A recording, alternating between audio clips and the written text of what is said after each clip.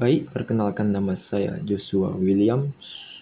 Ini saya akan menjelaskan tentang penerapan teknologi augmented reality atau AR di bidang perusahaan atau pekerjaan. Jadi, penerapan augmented reality di bidang perusahaan itu yaitu yang pertama ialah pelatihan dan pendidikan. AR dapat digunakan untuk memberikan pelatihan dan pendidikan yang lebih interaktif dan efektif. Untuk karyawan, jika berada di sebuah perusahaan, maka AR ini sangat efektif sekali untuk memberikan karyawan itu sebuah pelatihan dan lebih mudah cara pemakaiannya dan mungkin lebih gampang untuk menerapkannya di perusahaan. AR juga dapat membantu pekerjaan belajar tentang peralatan atau mesin baru dengan menunjukkan bagaimana cara menggunakannya secara virtual. Selain itu, AR juga dapat digunakan untuk memberikan pelatihan pada hal-hal seperti keamanan dan keselamatan kerja, keterampilan pengembangan, atau bahkan pelatihan interaktif pada produk yang dihasilkan oleh perusahaan. Kemudian, ada desain dan produksi. Nah, ini lebih bagus lagi jika augmented reality digunakan di perusahaannya. AR juga dapat membantu desainer dan produsen dalam merancang dan membuat produk baru.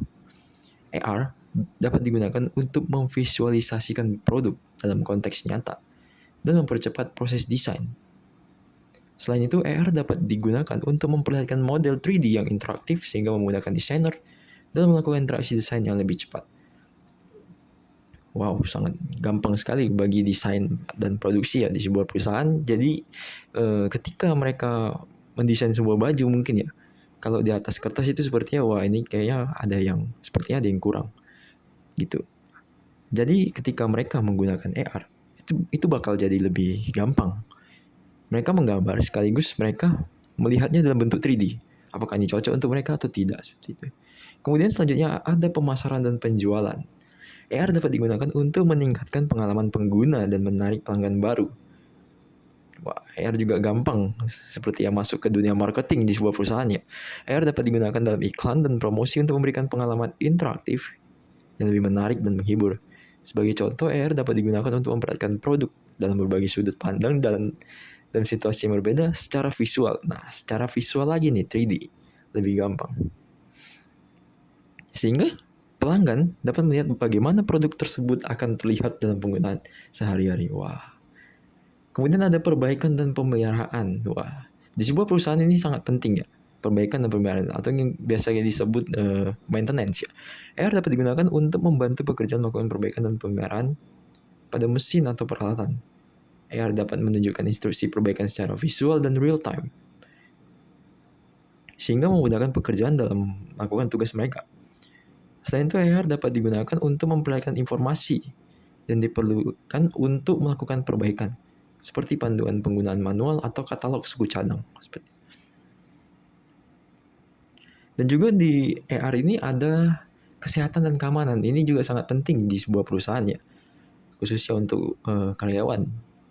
Itu untuk kesehatan dan keamanan sebuah perusahaan. AR juga dapat digunakan untuk meningkatkan kesehatan dan keamanan para pekerja. Wow. AR dapat digunakan untuk memberikan informasi tentang resiko potensial dan cara untuk menghindarinya. Misalnya nih, AR dapat menunjukkan area mana resiko kerja kecelakaan tinggi, contohnya di perusahaan pabrik ya mungkin. Atau menunjukkan bagaimana cara menggunakan alat pelindung diri dengan benar. Ya mungkin itu adalah sebuah penerapan teknologi augmented reality di sebuah perusahaan.